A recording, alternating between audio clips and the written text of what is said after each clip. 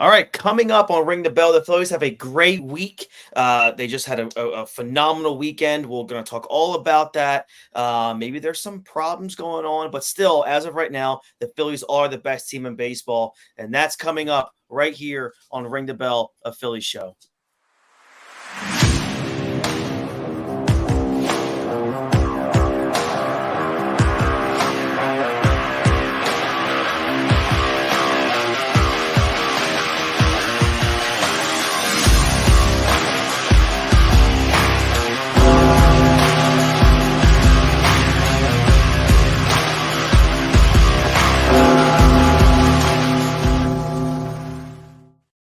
All right, what's going on, everybody? I'm Christy Francesco, Johnny Max in the building here tonight.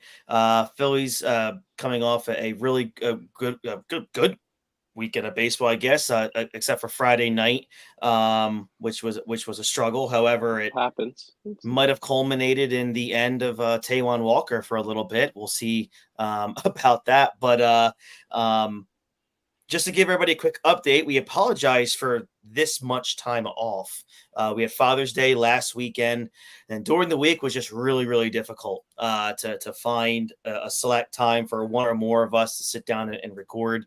Just to give everybody an update for future shows. There is not going to be any more midweek shows unless something big really happens. So the midweek show is going to be going away. It's just becoming more and more difficult to actually be able to get on here at nighttime to do those shows. Plus, the way the baseball schedule is, it's sometimes, they play Monday through Friday, and then even if they do play, it's a Wednesday or Thursday. Games don't get over till after 9 or so. So it just kind of gets really difficult. So we're going to stick to our normal Sunday night routine. However, once the playoffs begin, the postseason starts, it's going to be the same thing as last year. We're going to have a post-game show after every game, win or loss, win or lose. So none of that's really changing. It's just the midweek show for now is just going away. This season is just every single day, so it's hard to just sit here and find time to get one out during the middle of the week. And some really fun news, by the way, everybody, if I blip out on you, I don't know where y'all live, but I'm in South Jersey, and it's been about 197 degrees over the last 6 days. So, there's a mega storm happening right outside to my right here out of the office here. And that's probably 35, 40 mile per hour winds and a lot of rain. So if you see the lights going on, flickering behind me, I'm safe. There's no one here to kill me as far as I know, but my screen might go black and I might be out of here. But notwithstanding, awesome news that also came to us over this week is the RTB Philly Sports Network, the Ring the Bell channel on YouTube, crossed the 3,000 subscriber mark. As it stands right this second, we are at 3,074 subscribers on YouTube. Honestly, it's ridiculous, like what's going on with this show and everything. We pumped out 2 episodes of the Legion of Orange show, which I think I'll be doing another one here later tonight, because huge news in Flyer World as their their future, what they thought was going to be their 3 to 4 year from now franchise player, will be joining the Flyers for the 2024-25 season. That's Matvei Michkov, last year's first round draft pick. So we're going to talk about that probably later on. I might be able to hop on here later tonight and do a live stream and talk about that. A lot of information coming from there. But this is about the fighting Philadelphia Phillies, man. The best team in baseball, best win percentage in baseball, the best run differential in Major League Baseball. John, I'm going to give you finally a chance to speak here on this worldwide platform here. What was your thoughts on the overall week from the Phillies? I think they got the job done against 2 teams that are sitting right around the wild card spot. They won both series. It's not going to be a perfect week. It's baseball. You're going to lose one game here or there. It's tough to sweep a team. But yeah, other than that, we saw the bats get alive in a couple of the games, a couple of games where they didn't, do much, and then especially Friday night was a real bummer. And, how that game kind of I know went through with, Harper not thinking he hit a home run, not sprinting that out, and all the, Yep. Just lackadaisicals out there. And Taijuan Walker, just for some reason, he's just Not every good. pitch he throws gets absolutely crushed. If you go look at the exit velos off the barrel off this guy. It's ridiculous. He's getting absolutely crushed. He was throwing 90 miles an hour, and he had a blister. What a loser. That's the reason why he pitched bad. He had a blister. What happened in all the other games? But it's just they're the best team in baseball right now. There is some needs, and I don't want people to get go crazy and like, oh, we're the best team in baseball. We're going to win it all. There is some major needs still on this team. It's a little bit of a mirage, but For sure. they're scoring runs, and their pitching has been, season wise, been one of the best pitching stats probably we've seen in the last 10 years, maybe. I mean, they've been unbelievable. So another great day from Sanchez. I mean, this guy, and he got the extension, well deserved. Yeah, we're gonna talk about him It's soon. it's definitely going to save them, the arbitration years and the arguments in there, and they have him for 4 years, with all that stuff. I mean, the one guy who should be kind of pissed, but I don't think he's that type of guy is Ranger. He's like, where am I at? What It's coming, Ranger. I'm Don't worry. That's the guy who really should be worrying about locking up for long term. He's only like 28 years old, so but I mean, they're just. Yesterday I was at the game, and it was wow. It's like Harper gets ripped apart, and then he has a 4-hit day. I mean, or 5-hit. Was it 4-hit or 5? 4. I mean, he was. Oh my God, he's just spectacular to watch out there. Yeah, he is. He's unbelievable, man. And so look, like we talked about, it's incredible how important these first 2 months, the April and May, were. And the Phillies are 5-5 in their last 10. The Braves are 8-2 in their last 10, and the Phillies are still holding a 7-game lead over the Atlanta Braves. And this is when we say, when you have that kind of cushion in that division, like John said, you can go 10-10 in 20 games and still look at everything and go, all right, we're still okay. Let's get this out of your system now. But what comes this past week is, it's really hard to sweep anybody in baseball. Obviously, that's true. But like John, Jason, and I have said all year, the goal is to stack series. And that's what the Phillies are doing. And I think they're getting back into that groove now. Speaking of Sunday's game, you get that Christopher Sanchez gets that fresh new contract, and then arguably has one of, if not his best start I'm surprised he got a taken Philly. out with 80 pitches. He's pitching Yeah, me unbelievable. too. I mean, it was hot out, so maybe get them out of there. They had they were up 4-0 at the time, or were they up 4-1 at the time? I thought it was. I think it was 4-0 at the time. I think it was 4-0. So I mean, I'm surprised because he pitched spectacular. I mean, he is.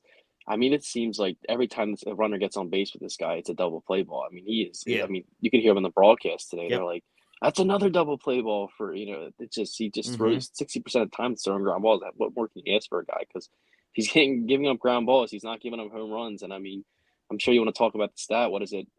59 and a half innings or whatever, or third innings or whatever. He has the longest streak by a Phillies pitcher since Roy Halladay was at 70 something. I forget his number. Yep. What the exact number was. That's I mean, without giving up a home run, that's remarkable. I mean, that is unbelievable. Because that means really is.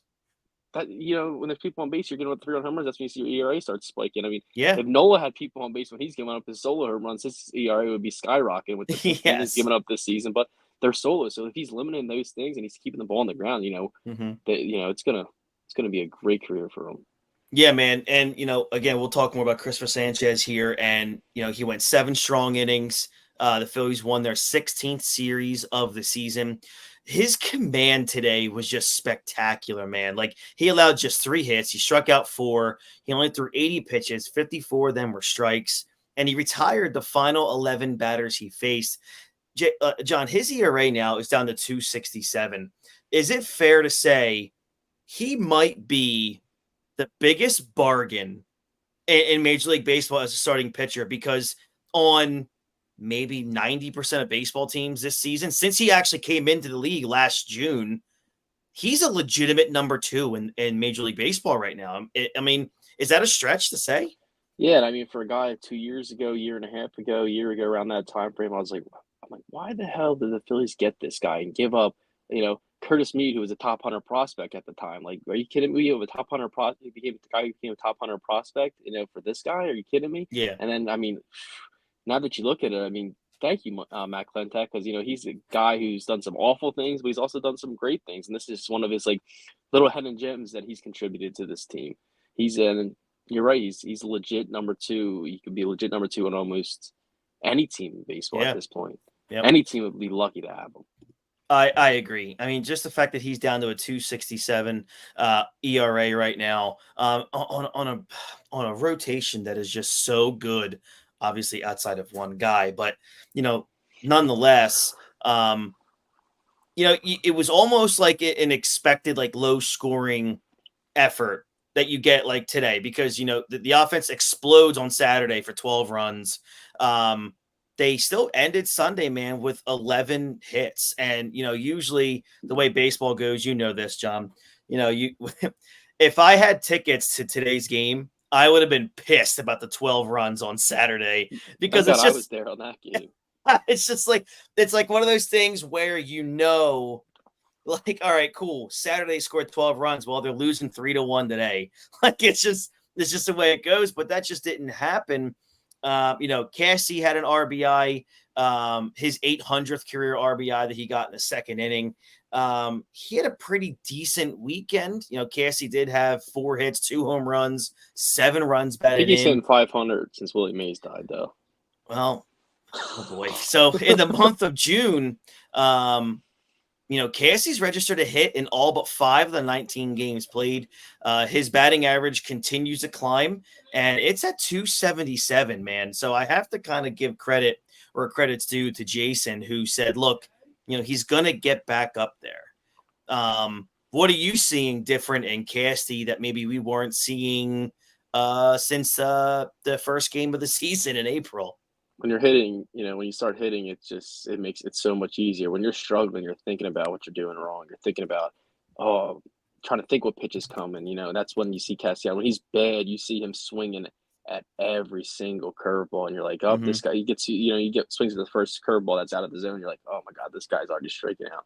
But when you're Mm-hmm. hitting, you're not thinking about anything else. You're just going up there ready to contribute. But when you're struggling, like he was for a little bit, you're thinking too much. You're doing too much in the cage. You're taking too many swings. You're just trying to get out of it. And sometimes that's why I'm like, when Jason gets mad, I'm like, just give him a day off. Let him reset. Not think about baseball. Don't take BP that day. Just take a day off where you're not worried about it. Watch the game. And you're not worried about contributing to the team. And then that next day, maybe it can spark something. So that's I've always been saying about it. Just give him a day off because the guy's on pace right now to play 162 games. So, but he kind of broke out of it. But this is Yeah. also Castellanos it seems like since he's been here, I mean, I don't really know for his whole career, but it seems like he's been here. He is a streaky hitter. And when he's Yeah. hot, he is going to go insane. And I was thinking about it. Who he is at this point? And he's Rhys Hoskins without, the Rhys Hoskins good attitude. You're going to get some great Yeah.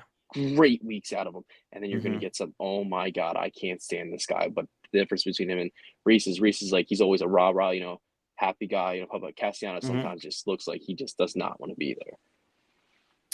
So yeah, I agree. I mean, where Casty is right now, he looks really good. He's swinging the bat very well. Again, like over his last 15 games, he's hitting 277. So he's looking really good. In his last week, he's hitting 395. So it's one of those things again where it just looks like it's starting to click somewhere. And good for him and also good for the Phillies because they need it. And like you and I talked about, that bottom half of the lineup is really difficult to get through as a fan watching on a night-to-night basis. I mean, not in a one-game way. From But, six down at this point, from it's 6 really down.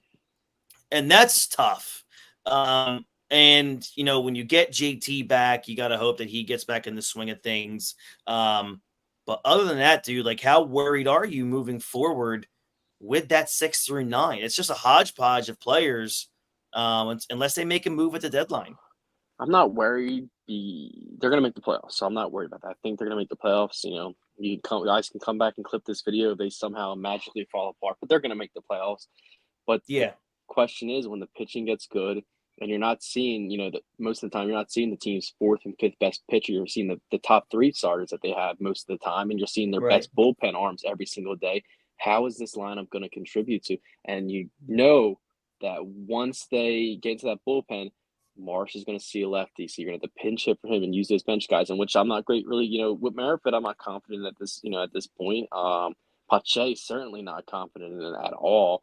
And Dahl, he's been a great bat off the bench against right-handed hitters. That might be something good we're going to see. But once you see these good arms, you're going to get their best lefty out of the pen when that bottom half of the order, and maybe not even the bottom half of the order, especially with Harper, and that's where it's going to be. You're going to see if they run into a team that has good left-handed pitching right now at this point, they are going to struggle in the playoff.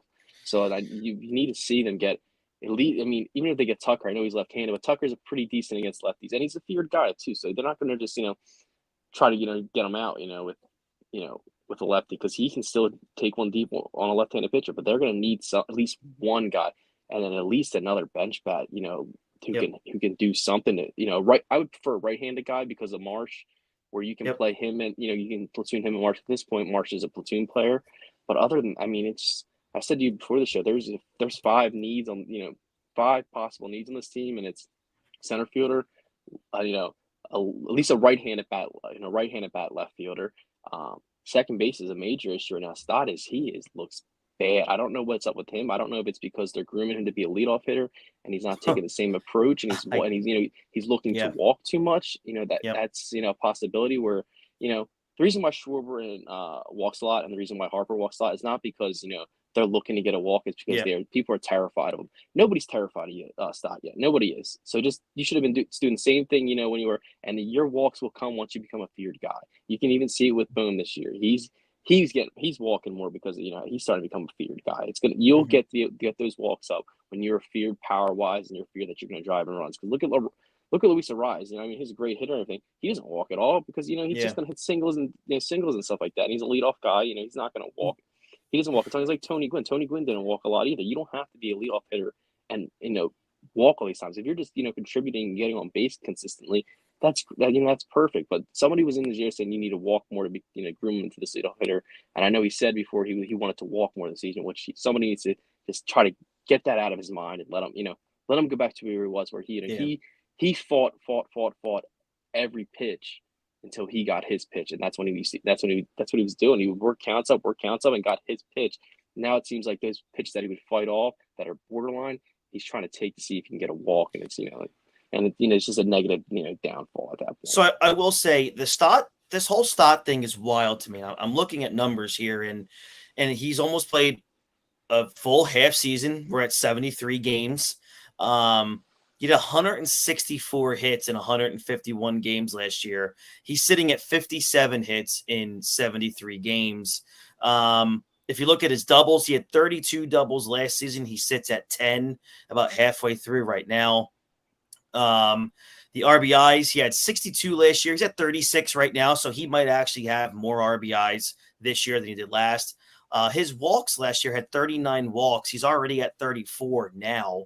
Strikeouts, he struck out 100 times last year. He's at 45 now, so he might finish with less strikeouts than he did last season.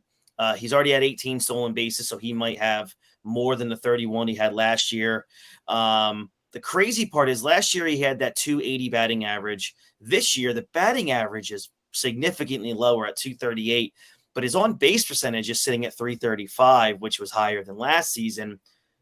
There's a couple things there that worry me, man. Like, is it all about, is he pressing? Is he not being as aggressive? I think he's being less aggressive because he wants to. I think he's being significantly less aggressive, because he would swing a lot of pitches, but he would foul off a ton of pitches. You're not seeing that out of him this year. Was it? I don't know if it was yesterday, Friday night, one of the games where he struck out looking, and it's like, when he's on, he fouls that ball off until he gets his pitch, and he just took it for a strike 3 call. It's there's something going on there, maybe. And it's, he's getting the time off, the days off, or maybe it's this thing like when he gets hot, let's just ride him out till he goes cold. Because sometimes we've noticed he's started to, pick it up, and he'll get his batting average up to 250, and then all of a sudden he gets an off day. Well, maybe he's getting the groove. Let's not give him that off day. Let him play against that lefty. Maybe he can keep it going or something like that. But I think it comes back. He's not being aggressive because he's trying to walk and get on. He's trying to make sure he gets on base, and he wants to walk more, and that's something he said. So maybe it's something, maybe don't walk more. Maybe find your pitch, and drive it, and, foul off until. So I was just looking at this and kind of going back to the pitching staff a little bit here. The Phillies do now have statistically the three best starting pitchers, the three top starting pitchers in the National League in ERA. And that's, of course, with a minimum of 14 starts.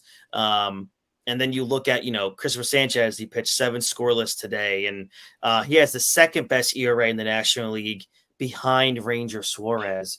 It's absolutely stunning. And you look at the 4-year extension on Sanchez. What are you expecting in your head? What's the number that Ranger Suarez is going to be coming in at when he's up for a deal? If somebody said to me right now, $25 million a year, I can't balk at it. I'm not going to get mad at 25 million. 25 million. I think I would ideally want 20 million because it is one season. You're right. It's one season, but I mean, you're talking 25 million a year. Probably how much longer? Yeah, 5 years. I would think you get. Maybe longer than that. I'm sure he's ready for the deal. Dave Dombrowski said this week, I don't talk about contract negotiations to the public, so quit asking him. He's not going to tell you anything that's going on. So there obviously something's brewing. I think something's going to get done, whether it's by the end of the season. Ranger could be a guy like, let me go until the end of the season when I win the Cy Young, and then I'll talk to you. And then we'll talk. Yes, that number might start with a 3 if he wins the Cy Young. That's what possibly could be happening. So hopefully something gets done. I think that's somebody you want to lock up long term because of, I think Wheeler's done in 3 years when his contract's up again. I think that's what, I think he wants to, right off to the sunset after that one. It just seems like that's how it's going to go with him. You never know what you're going to get with Nola. Yeah. So and the way Rangers pitch right now, Rangers an ace. Yeah. We have like 4 aces on the team at this point. It's actually, remember we talked about having 4 aces 12 years, 8 years ago. We actually have the 4 aces now. This is actually legit 4 aces the way these guys are pitching. Absolutely agree. And, you did ask earlier, we don't know why Sanchez was pulled. Topper did give an excuse about it after the game. He did say it was a combination of a lot of things. It was really, really hot. So we know that. I mean, I would figure that's one of the reasons why I thought it was hot. His other 2 reasons also make sense to me. Alvarado hadn't pitched in 5 days. Hoffman hadn't pitched in 4 days. So it was, when you're up 4 runs, maybe it's a good idea to get some work in, right? I mean, that makes sense to me. We're not used to seeing Alvarado not pitch for 5 days. So it makes sense. And, 80 pitches, of course. But look, when you pitch 7 scoreless, you have 80 pitches. He's also a guy, you think about it, he hasn't pitched this much. He's that's right. What, 22 innings away from his career, innings level. So it could be a good thing. It could help him out in the long run. Now, he gets pulled at 80 pitches where, where a normal start that would have been 90, 100 pitches in 7 innings, where he was so efficient today that where he had a low pitch count. That could be something, where that could help him later on in the year. Right. So now back over to the offensive side of the ball, man. For the entire month of June so far, it's been kind of the struggle bus for Alec Bohm, regardless of the fact that he's going to be the starting third baseman at the All-Star game next month. What are you seeing out of Alec Bohm? I mean, I'm seeing him put better swings on the ball. It looks like he's really starting over the last week and a half. I feel like he's getting out of this. He's slugging his way out. I think it's very clear, John, that the power that we want to see out of Alec Bohm is just not going to be. It's fine. It's not going to baseball. I'm going to say he's driving in runs, and he leads the doubles, dude. I don't need you to hit home runs. I'm sorry. Jason wants him to hit 30. That's what I was going to say. But I'm not at Jason level. That's fine. He can be a great 4-hole hitter, who hits 15 home runs, drives in 120 RBIs, and hits 50 doubles. I'll take that. I'll take that. That's perfectly fine. I would love to have a guy who maybe hits 18 to 20 home runs, but he hits 315 and drives in 100 runs. He's possibly, he's possibly on that, right? He's on that path right now. He might not have 315, but maybe 301. That's certainly out there. And I just think, what happened to him? He got an off day last week. You don't say. He got an off day when he was struggling. He came back and he's here. That's sometimes these guys need that off day to recoup and just forget about playing baseball for the day. That's all it is really sometimes. He was struggling and now he's getting his way out of it. I think he's gonna have another struggle at some point this year. It's baseball. It happens. Baseball's a bunch of slumps. It just, how long your slumps last and how long, your hot streaks last. That's all baseball is. So he's gonna stay hot. He's gonna get cold again. He's gonna hopefully get back hot and hopefully lead us into the playoffs, with a hot bat. You said something interesting. I think it was maybe Friday, or maybe even yesterday, about Kyle Schwarber. I wanted to ask you about it here. You think if he continues to play at the level that he's playing, God, I can't even believe I'm saying, he's got like a 255 batting average. Oh, I said this yesterday. Yesterday. Do you think it's logically possible that this guy could be seeing MVP votes? Yeah, he is. If he continues to play this way the rest of the season and hits 250, he's going to hit 45 home runs. He's going to drive in 100 RBIs. He's going to have 100 walks, possibly 100 runs.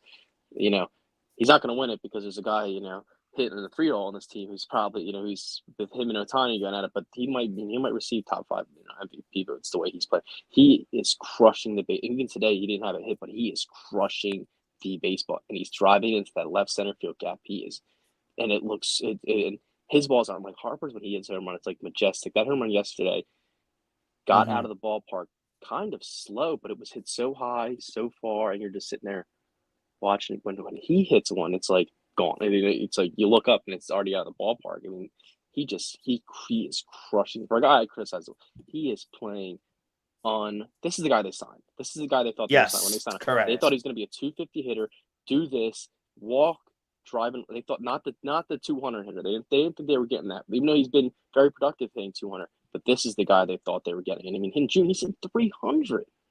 He's been unfreaking believable, man. And he gets better as he gets steady as the season goes on. Yeah. For a guy who's already hitting 240 in May, he's when he kind of steadies out and he kind of hits like the 250. So I think he's gonna stay this way the rest of the year. And if the Phillies end up with the best record, people are going to vote for him. I think he's going to get MVP votes this year. Let me ask you, when you brought up Ohtani and Harper, Harper is on pace for 38 home runs, 110 RBIs, 100 over 100 runs, and close to a 300 batting average. You think there's any chance he would be able to beat Ohtani? Just looking at it on the surface right now. Phillies would have to have the best record in baseball or NL. Baseball would be a lot better for his argument. And he would have to just pretty much beat Ohtani and everything besides maybe average. Maybe average.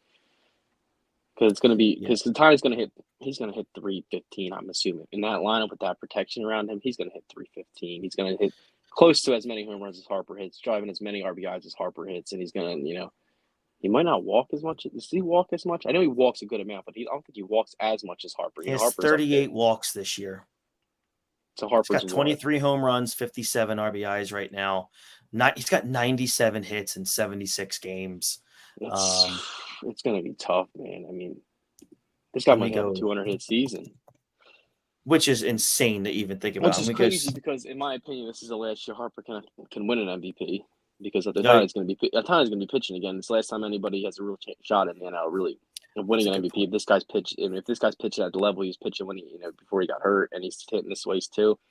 Yeah. No, he's going to win MVP after MVP after MVP. So this is I think this is Harper's last chance, unless Ohtani bearing injury, which I hope doesn't happen to him. Right. Harper's chance. Harper in 72 games has 80 hits, 16 doubles, 18 home runs, 51 RBIs, more walks. He has 46 walks, less strikeouts at 67, 297 batting average, but it has an on-base percentage of 400.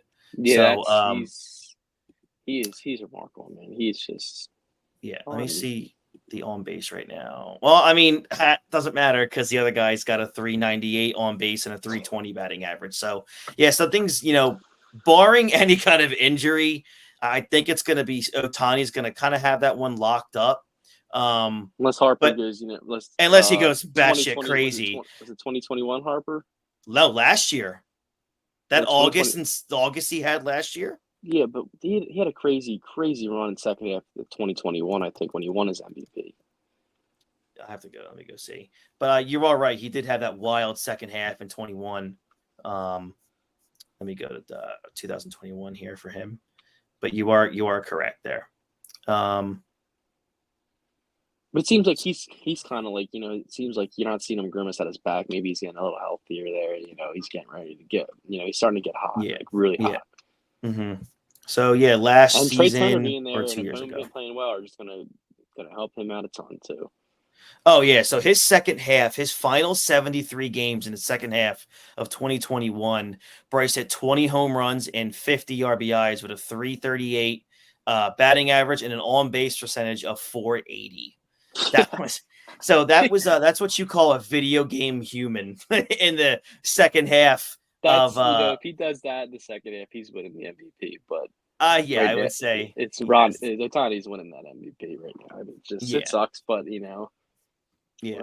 guy second Um place at MVP vote here. It's the best team in baseball at this point. You really, that's all right. He doesn't win the MVP. He'll go win a World Series MVP. Let's have that. Yes, I'll take the World Series MVP over a regular MVP. I already got the one MVP out of him, so give me a World Series MVP. That would be very nice. Well, I wanted to tie Schmidt. That's the reason why I really wanted to get Yeah, another MVP. that would be really cool. All right, so upcoming this week, let's see. The Phillies have I just had it up too. Can we Damn start it. talking about him possibly being the greatest Philly of all time? When can that come up? The greatest what? Philly of all time. I know he's not been here his whole career, but I mean, Mike Schmidt is. So here's what I say. if we average out the seasons, by his time he's done, Maybe, but as a Philly, like what he averaged as if being a Philly. I don't know. I mean, he didn't average 40 and 130 every year. Yeah, you're right. When I look at, so here's my argument I always had when people want to, and look, I'm a mark for Bryce Harper, so of course I would love to say he's the greatest. He could be the greatest Philly of all time. I look at it this way: the Phillies had a player on their team who is considered the greatest player of all time at his position. I can't put anybody above that. I know, it's hard. Yeah, Bryce will never be the greatest first baseman ever, or obviously the greatest right fielder, but Michael Jack Schmidt is the greatest third baseman of all time. So and you think about it, and how you're talking about it, because Willie Mays just passed away. Willie Mays was never considered the best outfielder. He was never considered the the best player to ever live. But no, I'm not saying it. But you're thinking about it. He was never considered the best outfielder. He was never considered the best, batter of his hitter of his era, best power hitter of his era. My dad said this to me the other day, but he's better, great at everything. That's what made him so great. Right. Harper's kind of like in that category, where You're right. he's not the best hitter, he's not the best power hitter, but he's look at him at first base, and he just moves to first base. He's unbelievable. He could be in that category where he may not be the best first baseman, the best right fielder he was, or best DH, but he could be of this era. He's just one of the best all around players we've seen. I mean, and the way he's aged compared to Trout, here you're watching Trout go, when Trout's coming up and everybody's like trying to make the comparison to Trout, there was no comparison because Trout was so freaking good. Oh, now you're seeing Harper, the way Harper's aging, how good Harper's becoming. In 15 years, 20 years, you're going to be like, you might say Harper was the best player of this generation, not Trout. I mean, I also think, I guess we can also say, Mookie might be in that category, right? Mookie's definitely in there because he credit everywhere. Everything he does. Credit for anything though. He's never brought up as one of the best players in baseball. Which sucks because I look at him as he is. Because he's never really. This guy is. You can bat him leadoff. He was hitting 3 on the Red Sox, won 2 World Series. Won an MVP. Should have possibly almost won one last year too. Yep. I mean, he's been successful in the AL. He's been successful in the NL. Yep. I mean, he's just he's not a great shortstop, but he's an average shortstop. Fielding wise, he's a 6-time Gold Glove right fielder playing shortstop. I mean that you have to have some confidence in a player to move him to shortstop after being a 6-time Gold Glove right fielder. I agree, man. I agree. And look, and this is what I'll say, and Philadelphia fans sometimes love to be negative. John's negative, but John can appreciate what I'm going to say is, when you have players like Bryce Harper on your franchise, enjoy it. If he has a bad week, when you're me, of course, the world's ending if Bryce has a bad week. But at the end of the day, when I get that update 5 hours before a game and I see Bryce is in that lineup, I go, oh, cool. We have a chance to win tonight. We have a chance to win every single night. And it's cool to have that kind of player, like with the Eagles, when you have Jalen, AJ Brown, and Devontae, and now you got Saquon, you're going to look at this and be like, man, if we got those guys every single time we watch an Eagles game, they have a really good shot to win that game.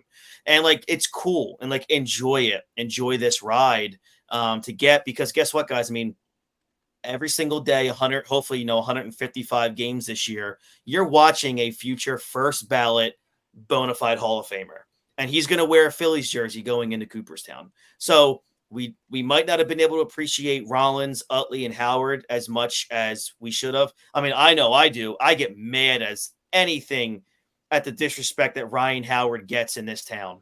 Yeah, Ryan Howard was the problem, and I know why he gets it, because Ryan Howard was a Hall of Fame player for 5 years. He was a 5-year Hall of Famer. That's really what he was. He was a 5-year player who was spectacular. But it's I think it goes back to me and the way I think. Like, everybody says, like, well, we get one championship, it's worth it. To me, it's not worth one championship. I'm watching Boston.